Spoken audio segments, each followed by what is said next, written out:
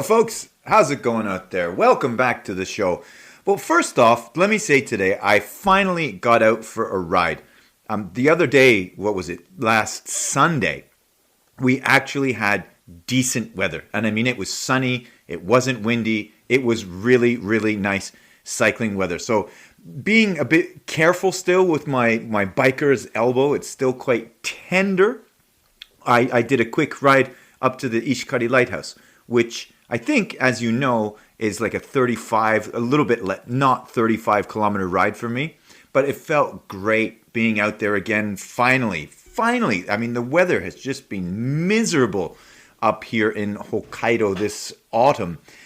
But that is not really the main story. And I actually had a bunch of stuff I wanted to talk about this week.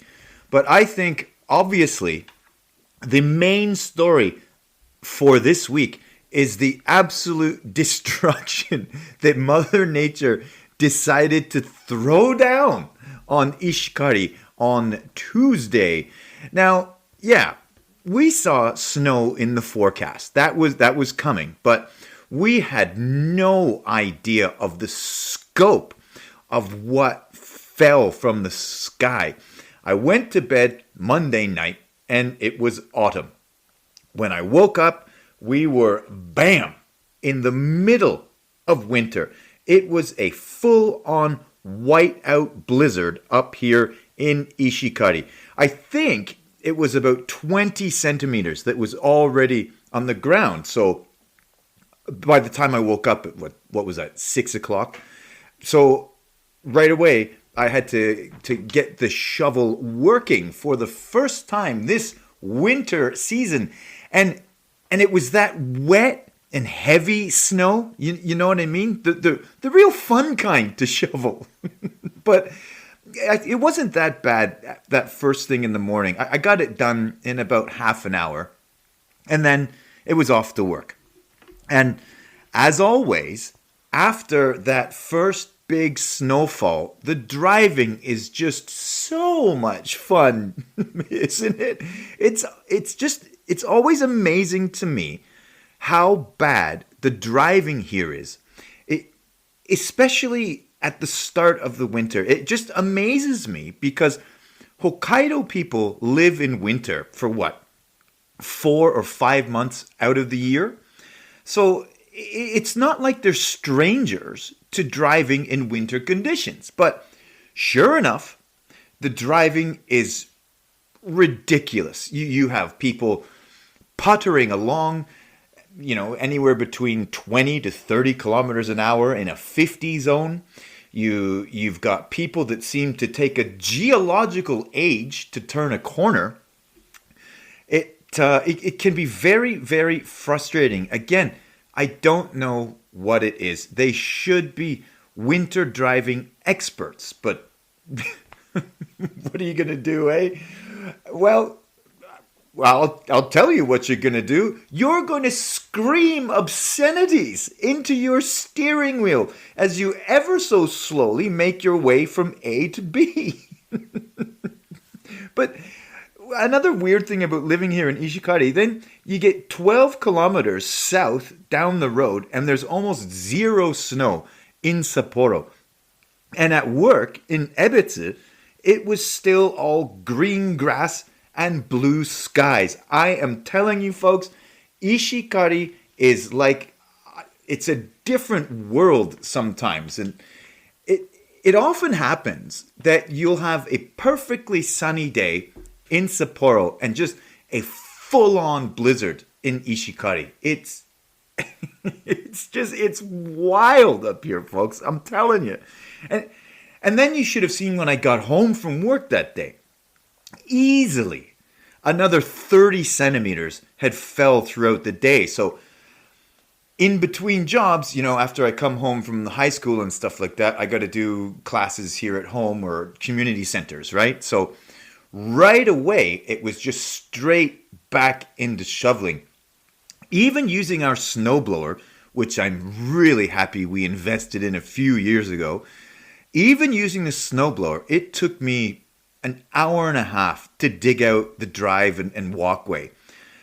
And it took so long because all that snow that fell on the ground was already kind of wet, and it fell on ground that was already still kind of warm. So it got that nice, heavy, wet base. And through the day, as it piled on, obviously the bottom just kept getting heavier and heavier, right? So again, it was just a joyous bit of shoveling for the first time of this 2025-2026 winter season. And when it gets to be that kind of hard pack, solid, kind of icy stuff, the snowblower is not really a big help. It kind of just drives right over the top of it and compacts it down even more. So, yeah, you can kind of blow off a bunch of the stuff that's on top, but you still got to get in there with the shovel. Having a snowblower is not the end of all your shoveling woes. Believe me, folks. And then there's like, if you want your driveway to be perfect, then you got to do all the detailed work and chip that away, chop that off. The snowblower is not the be-all, end-all of snow clearance, folks. But no doubt about it, it helps a lot. But you still got to put your back into it. Plus, the thing's heavy. Cornering takes a lot of work. I don't think my wife would actually be able to maneuver the snowblower. It takes a lot of muscling about. So, still not easy. It's a tough life up here in Ishikari, folks. But, again, just bit by bit, you get the snow cleared and then you feel pride in a perfectly cleared driveway until the rotten snowplow comes by at night and fills it all in again. Ridiculous.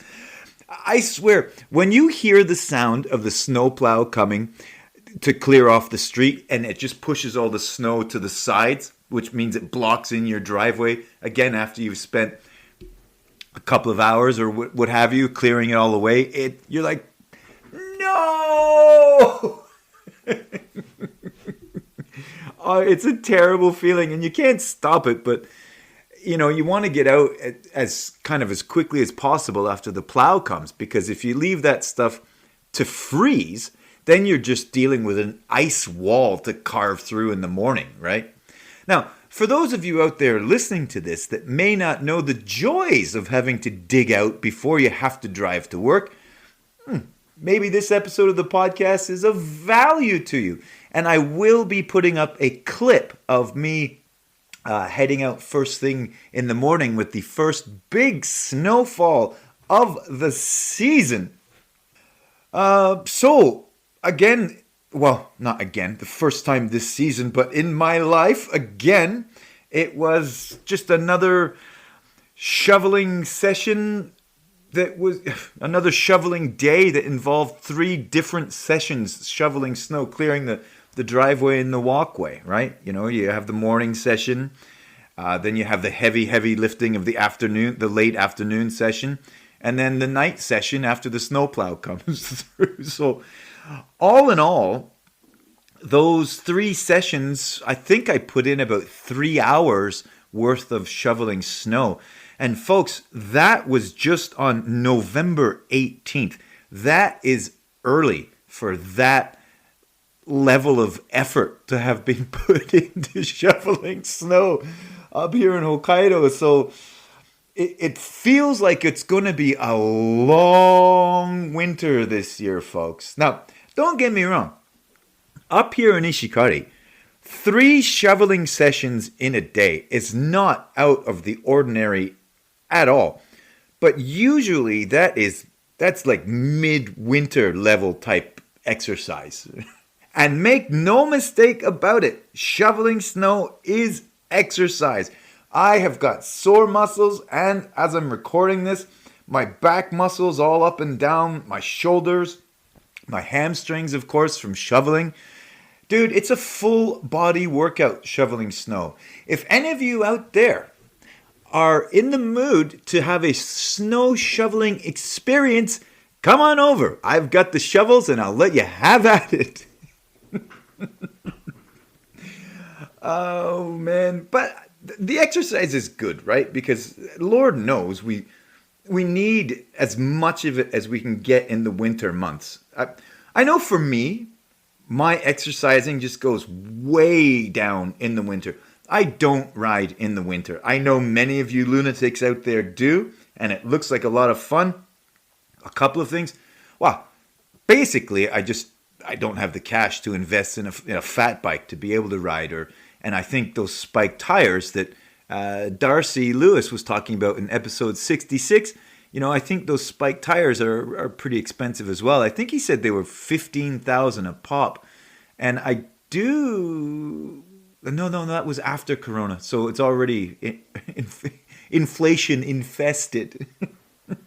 But I don't ride in winter. But I really hope we're not done yet. I hope to get a couple of rides in still. As I've said before, it's always interesting to see how deep into December we can get. And I did ride this past Sunday. Again, it was kind of a weird progression. Sunday was just this gorgeous fall day, very mild, no wind, sunny. Monday was hammering down rain with the all the wind warnings and all that kind of jazz. I mean, the wind was just blowing a gale, and then at some point during the night we just got slammed with that first big snowfall of the year, right? And that continued right through. So really strange weather right now. Well, actually, I guess it is always kind of strange weather transitioning from autumn to fall. You never quite know what you're going to get from day to day, right? But well, anyway, I hope we've got more riding to do. And for me, on my normal bike with normal tires, it's not a fat bike with spike tires or anything like that. But there are a few warm days still in the forecast, especially, what is it? I think this weekend, Saturday or Sunday, is supposed to get up to 13 degrees Celsius. And then winter will probably hit mid-December, full on. And again, I've said it before. I don't mind having an off season. I cycle a lot of kilometers, and granted, not as much as some of you maniacs out there, but I cycle a lot of kilometers, and I think having an off season is good. It's good to rest up and heal up and just kind of take a break from it. I've always had an off season from hockey or whatever sports. Off seasons can be good. Speaking of hockey, I will still be playing hockey this winter, but to be honest, the hockey's not really regular enough to keep the winter pudge off. But anyway, with not riding in the winter, and I think that's actually what most people do. I don't think most of you out there are riding in the winter anymore. But a question came up. What do you do with your bikes in the winter? Now, that might sound kind of like an odd question. I mean, for me, I live in a house, and so my bike, I have a shed. My bike is stored safely, dryly in the shed over the winter. Maybe some of you in countries where it's very common to have a full-on garage, you can just keep your bike in the garage. It's no big deal. For those of you out there with sheds and garages, this might seem like kind of an odd question. But again, think about it. A very large number of people here in Japan live in condominiums and apartments where they don't have a shed or a garage to store their bikes over the winter. Some buildings have indoor storage spaces, but a lot don't. And you see lots of bikes just sat out all winter under these flimsy little shelters. Like the bikes pretty much just get buried in snow. Not good for anybody with a serious bike, right? So for people in that kind of situation, you're in luck. Or for those of you who don't know about this type of situation, like it is here in Sapporo, like it is here in Hokkaido, this might be news for you. There are services around town that can help you out. You can store a bicycle in Sapporo during the winter by using the city's official storage program at designated parking lots or private storage services. You have to apply for seasonal storage at the designated lot of your choice, and for the 2025-2026 season, they started accepting applications on November 17th. So what was that? Just this past Monday. The cost for seasonal storage, which is generally from December to March, I believe, the cost for seasonal storage is about 2,000 yen, which is very, very reasonable. I think I saw for the storage facility at Sapporo Station, it's 2,300 yen. And there are kind of many of these facilities around Sapporo. Places around Sapporo that are like major transport hubs. Obviously, Sapporo Station. Shiroishi Station has one as well. Also, the Nishi Chu Chome, the Nishi Chu, sorry, why can't I say two? The Nishi 2 Chome-sen underground bicycle parking lot is also a big facility. You can store your bikes underground. And don't forget, if you're looking to apply for this winter storage, you also have to provide your bike's registration to prove it's not a stolen bike. As you know, reselling bikes, taking them to pretty much anywhere, if you have to register bikes with police when you first buy them and things like that, which is automatically done through bike shops when you buy a new bike. But having proof of registration that it's not a stolen bike is a big deal here in Japan. You can also get winter storage and servicing at some bike shops around town. A couple of examples, shops like North Bicycle Sapporo and Sam's Bikes offer those kinds of services. So ask at your local bike shop if they have winter storage services. I know definitely the one at North Bicycle Sapporo, it's not just a storage. They'll for extra various levels of charges and payment, they offer various levels of cleaning and service to your bike, right? But those two shops definitely have winter storage options. I'm sure they're not the only two around town. Those are just kind of the first two examples that popped up when I was checking this out. And actually, I got to give a shout out again to Darcy Lewis for telling me the other day about these services. Again, if you recall, Darcy was my guest on the show in episode 66, which is called Winter Rider Darcy Lewis. And in that episode, we kind of talked about Darcy's spiked tires and winter rides and things like that. He kind of turned me on to these kind of services available throughout Sapporo. I mean, me, fortunate enough to have a shed, I've never really thought to go out and look for these kind of things. But if any of you out there are spending the winter in Sapporo and are wondering what to do with your bike, or maybe this just is a completely foreign tale to you somewhere out in the world, I hope it's of interest.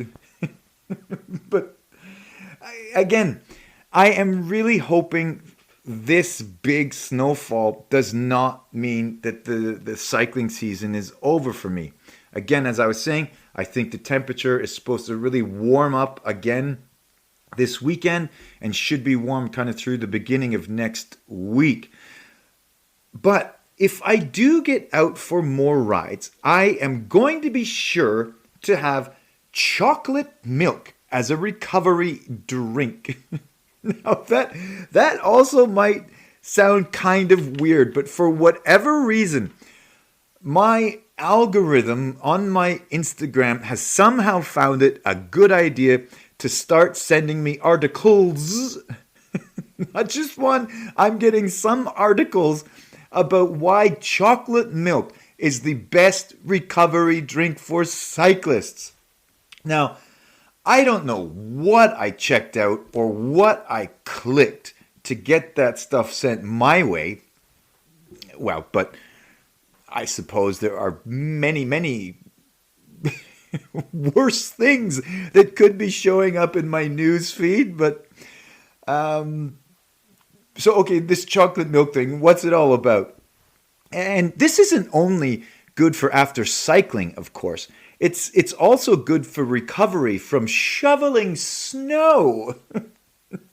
It's supposed to be great because apparently chocolate milk is like an ideal mix of protein and carbohydrates, fluids for rehydration, nutrients like calcium and vitamin D. It's supposed to be better than all those fancy sports drink. It's supposed to have like a near perfect ratio of carbohydrates and protein. Who knew? I mean, good old chocolate milk, right?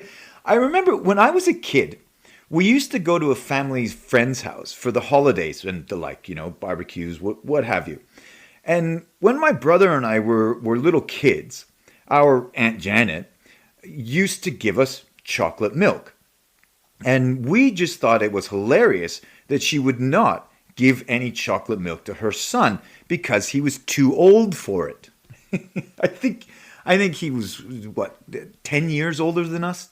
10 years older than I am? For us, being kids, him not getting chocolate milk, which to us as kids was just the greatest thing in the world, it was a great source of hilarity, right? No chocolate milk for you. But then one day it happened to us. Finally, when Aunt Janet's boy had a child of his own, she had her grandson.